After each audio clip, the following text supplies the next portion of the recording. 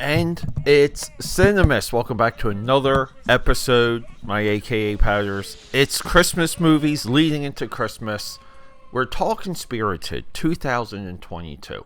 The amazing thing is, if you asked me when this movie came out, I would have said a couple months ago or maybe a year ago at a stretch. It being a 2022 movie really demonstrates to me how time flies, and we're in a constant drip of new movies, new shows, new content, new. We have all of these apps that just feed us things, and we lose track. It's easy to lose track of stuff. This movie is not only a great Christmas movie, this is a great musical. I didn't know that going in. I literally just sat down in front of my Apple Plus and pressed play and was blown away. So let's go. Merry Christmas, everybody! Merry Christmas!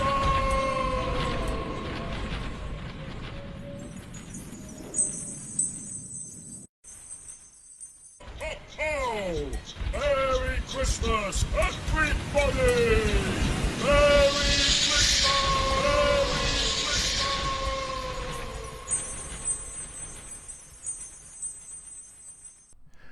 Let me just tell you guys a little bit of what happens behind the scenes here at AKAPAD the Film Buff, the AKAPAD Film Buff podcast, as some of you like to say.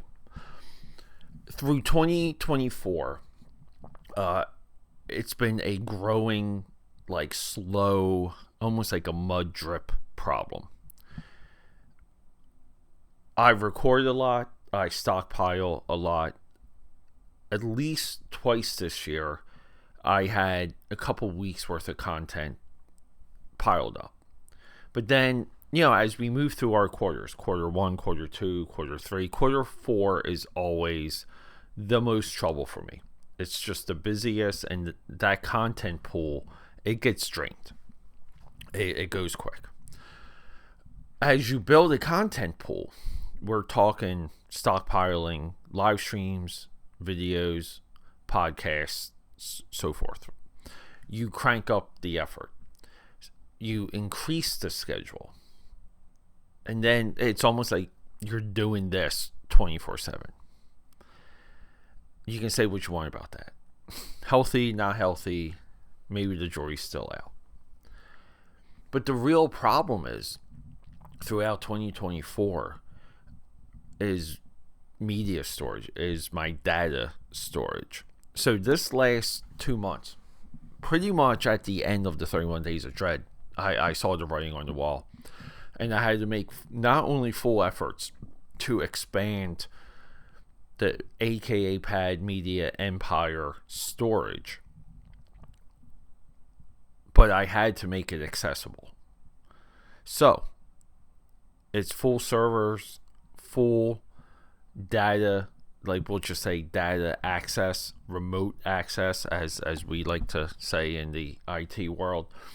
But it was to rapidly expand the storage and to make it accessible as quickly as possible, because there was a red line. There was a line where the productivity, it's too high.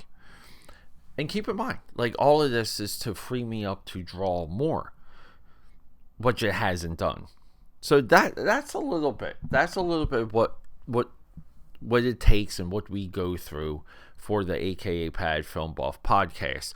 So every single time we're here to hang out, that you listen to this, every single time there's a machine that works in the background. And yes, I hire freelancers, I hire collaborators, I hire individuals that I can manage that helps alleviate this. But a bulk of it needs to be done by myself. So that's where we are. So let's talk about Sean Anders. This is his coming out film. This is a term I recently used as well. I like the term. Spirited. Ryan Reynolds, Will Ferrell, absolute banger musical. This is a spiritual, pun intended, sequel to, and I had no idea until I was watching this movie, Charles Dickens' A Christmas Carol.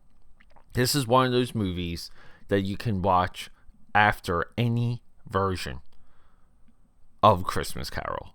Isn't that amazing? By coming out film, it's a little bit of a explanation, a little bit of a caveat when I use that term. For this instance, this is a great movie. This is a movie I enjoy. This is even what I view as a complex movie in plot, in story, in execution, like all of these things. But a coming out movie has really nothing to do with the quality of the story. But it has everything to do with the production, meaning the actors you're wrangling, the source material you're tackling, the other collaborators, the other individuals that work with you on the movie, and what the movie is overall. Directors do this. Directors deliver us a feeling. It's like a feeling of an idea, and it's so vague and it's so hard to put your finger on. But when it's when it's perfectly in front of our face, we see it, and when it's not, we know it. And through the transition of this movie, because I experienced it blind, you kind of have this little bit of an awakening. You're like, oh, like that's what we're doing in this movie. That's what this movie's for. It's a little bit of this, like you get this revelation, along the way. A lot of times with musicals, the really tough thing with musicals is, does the music capture you? Does it capture you quick enough? Look, if it wasn't for the beginning of Lion King, I've said this only a few other times. The beginning of Lion King, that launch song, we'll say, the Pride Rock song, The Circle of Life, is such a banger, such a great song. It's easy to follow the rest of the movie. Not all musicals achieve this. Some of them do, some of them don't. This musical, Irredeemable, is the song sung by Will Ferrell that really hooks you, but you have to get into the movie for it. But once you hear Irredeemable, you're locked in. The story, here we go. Let's pitch it.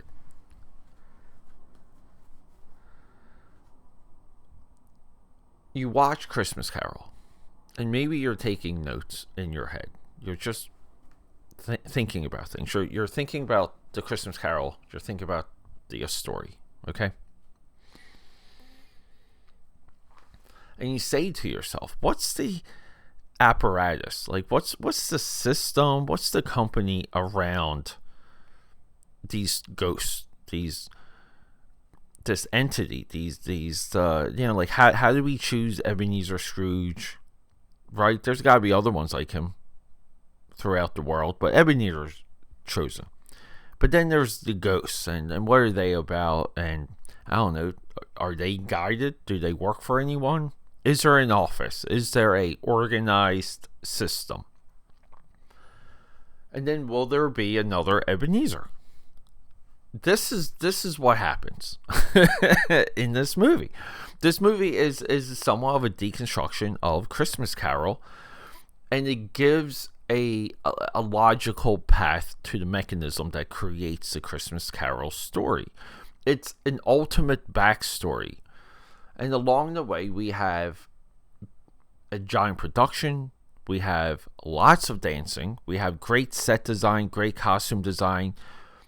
Dare I say, I love the color grading for this movie. And speaking of color grading, Kramer Morgenthu.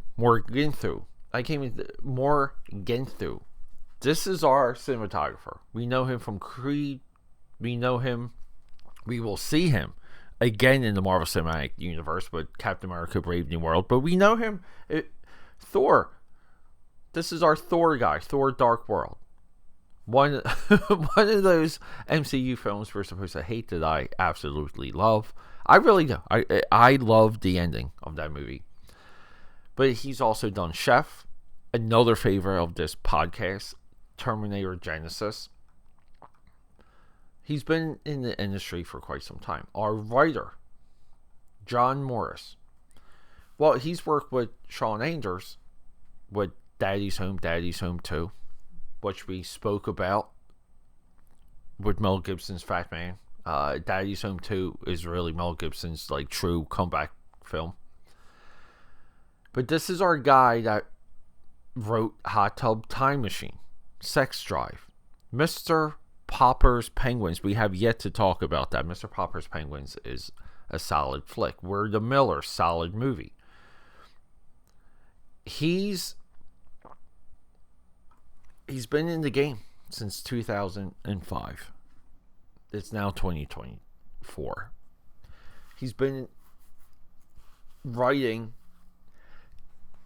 high concept comedy since his inception. Sex Drive, we can argue, is a high concept comedy. So we have Kramer, we have John, we have Sean. These are all career individuals. We have Ryan Reynolds and we have Will Ferrell and the power of Apple Plus. This movie cost $75 million. Part of it being a come out, a come out movie is that you can kind of see that the film looks twice as expensive.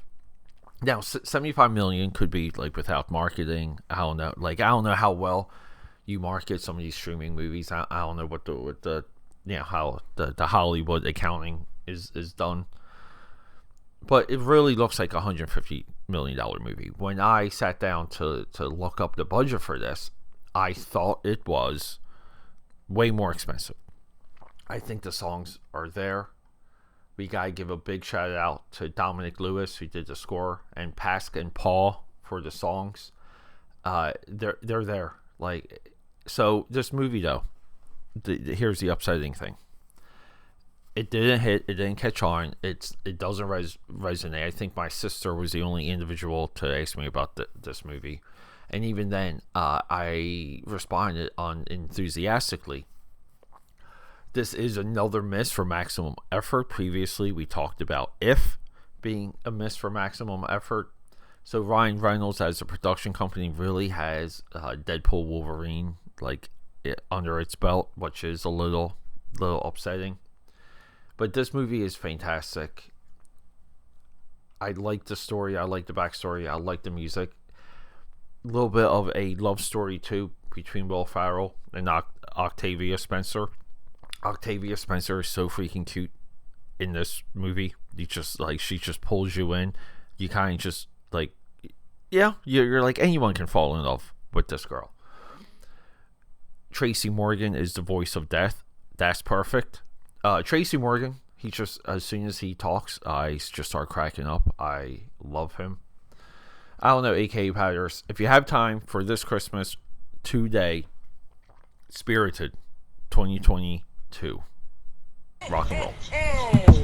Merry Christmas, everybody! Merry Christmas!